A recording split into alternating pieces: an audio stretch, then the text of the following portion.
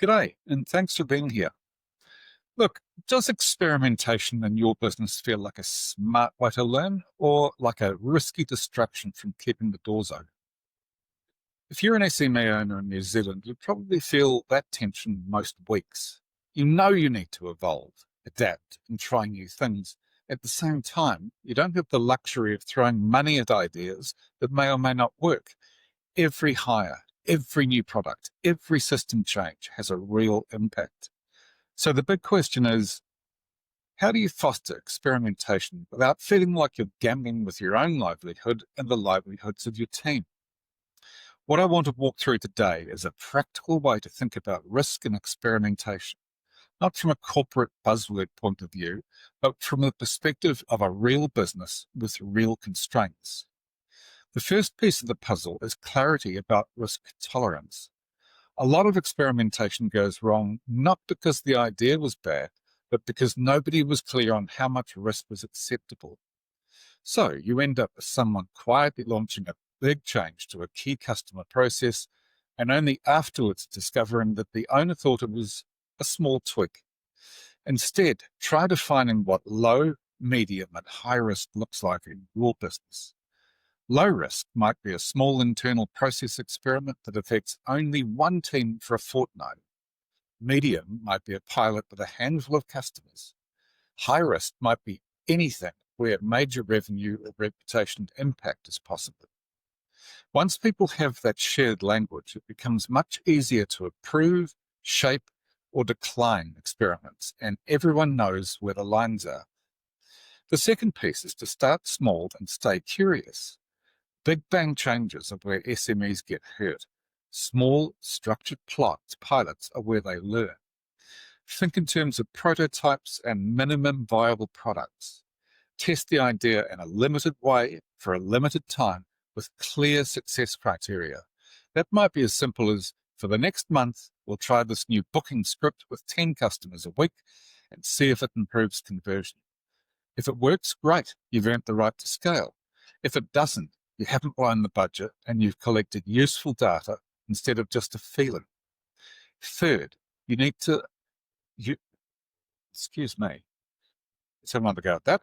Third, you need a genuinely safe to fail culture. That doesn't mean anything goes. It means thoughtful experiments are respected, even when they don't produce the result you were hoping for. One practical way to do this is to hold quick debriefs after each experiment. Ask this: what did we expect? What actually happened? What did we learn? What would we do differently next time? When those conversations are open, non-blaming, and honest, people start to see failure as part of the process, not the end of the road. The fourth piece is using data to inform your experimentation. That doesn't require fancy dashboards. It just means anchoring your decisions in something more solid than "it felt busy" or "customers seemed happy." Before you start an experiment, decide what you're going to measure. It might be conversion rates, error rates, time saved, average spend, or customer feedback scores. Then check those numbers before, during, and after the test. Data will not remove the risk entirely, but it will help you decide which ideas deserve another round and which ones should be parked gracefully.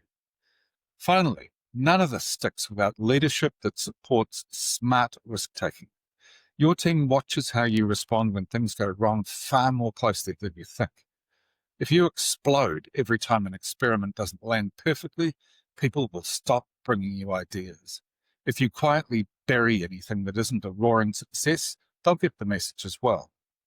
But if you can say, "that didn't quite work, but I appreciate the thoughtfulness behind it.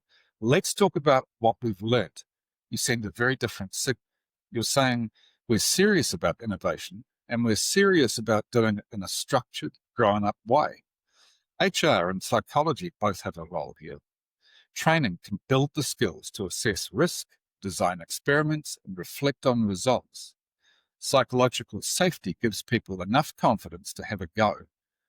Both matter if you want experimentation to be more than a buzzword in a staff meeting. So, if you're looking at your own business and thinking, we're either far too cautious or a bit too chaotic, you're not alone. Most SMEs lean one way or the other. The opportunity is to build a middle path, structured, risk-conscious experimentation that lets you learn, adapt, and grow without putting everything on the line every time. If this resonates, I'd encourage you to reflect on one question.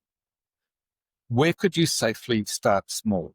Not a huge transformation, just one pilot, one test with clear boundaries and a short review at the end.